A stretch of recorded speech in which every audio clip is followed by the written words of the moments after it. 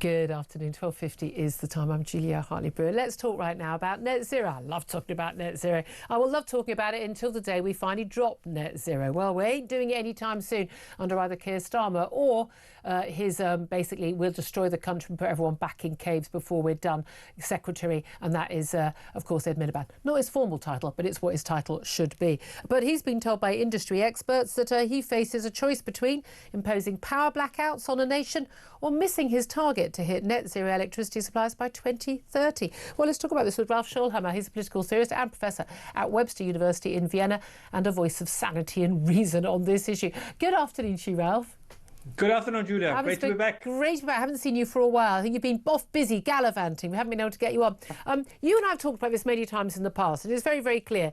You can either have reliable, cheap, affordable energy and not have blackouts, or you can hit your net zero targets, but you can't do both.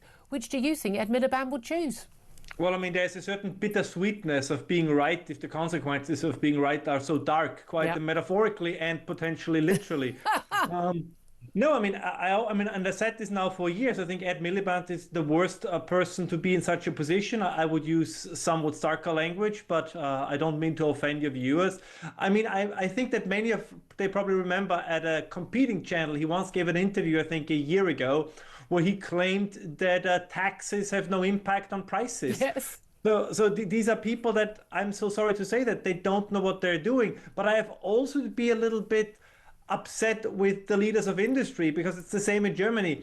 They should have known. Yeah. I mean, industry should have known 10 years ago that net zero is unsustainable and bad for industry. So I'm glad they're coming out now. No, they did. The car makers, the industrialists, all of the power people, they all knew. But the thing is, to say this isn't a good idea, you were called climate denier and you lost your job, because it's been that bad, certainly in this country, and I imagine in Germany too, which has gone completely insane and has only in the last year or two kind of rolled some of that back. But this is the thing, anyone questioning it, you and me and others, we were called climate deniers, evil, awful people who wanted the end of the planet, and people weren't listening. But we've always said, none of these policies survive any contact with reality. Well, reality is hit. But let's go through the actual issue here, because he's been warned he's going to have to choose between power blackouts and missing his target to hit net zero. And again, I think it's 95% electricity supplies being net zero by 2030, because he realised, it's equally unachievable as 100%. But they say there's such a backlog of routine maintenance on the electricity network, they can't maintain the grid's resilience and at the same time spend what is going to be billions upgrading it to handle new wind and solar farms, and of course significant delays in actually building our nuclear power stations, which are supposed to be there to give us reliability and backup. So the reality is, if they keep on this route, we are going to basically have times when our electricity and our power go off, aren't we? Yeah, and we had the example in Spain over the summer, right? Yeah. And Spain is at least giving their geographical position much better suited for solar energy. The point is, once you hit 50% of your supply with renewables, particularly wind and solar, not counting hydro, your grid comes under massive stress. So every single pound you would spend on renewable production, you would also have to spend on grid investments, but that's not happening. So these blackouts, by the way, again, this is not just a UK problem. Yeah. If you look at a radiation map, how the sun hits the earth, so to speak, Northern Europe or Europe in general is like the least ideal place in the world to do solar. I mean, let's be completely honest. I love the United Kingdom. I love the British Isles. But nobody says, let's go to Britain. It's all those sunny days over there. I'm looking out the window right now. Yeah, to be fair, do they say that about Austria? No, it's the same here. I mean, my favorite example is always northern Denmark and in Norway, where you literally have entire month without any sun and you build solar panels there. Listen, if you have a beautiful estate in the countryside and you want to put a few solar panels on your roof, be my guest. That's fine by me. If you are a prepper and you want to be isolated and independent from the grid as much as possible, fantastic. I'm all for it. But to say you want to rest your entire economy on it, your entire industry in it, that's just not going to work. Unfortunately, apparently we we are running the experiment. Yeah, well, exactly. And it is an experiment, and it's all totally unachievable. And anyone who's been paying attention has said, A, it's unachievable, and B, it'll be at massive cost financially and to our sustainability. But at the same time, they're having conversations about this, well, such as they are. At the same time, we're talking about we need to spend more money on defence and we need to have a stronger economy. But there's never been an example of any country with high energy costs that has a booming economy. You can't make any of the items, the military items that you need to have a stronger defence if you haven't got affordable energy and the ability to cast, steel and things like that. So we've almost got two or three policies that are directly in contradiction of each other. Well, it depends how I look at it. I mean, I tend to say that what transgenderism is in education is, net zero to the economy. It's a separate reality that has nothing to do with reality. And the problem is a significant number of Western politicians have decided to live in a world that is entirely detached from reality.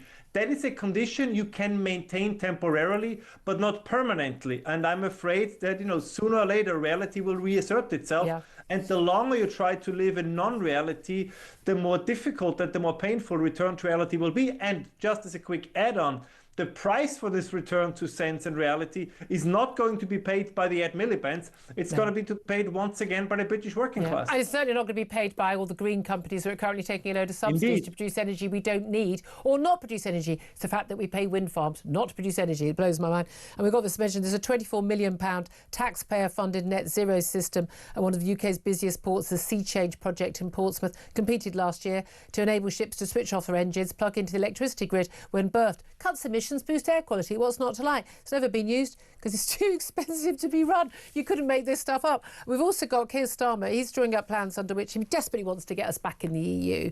And he's drawing up plans under which basically we will cede all control over our energy policy as part of a sort of a closer realignment with Brussels.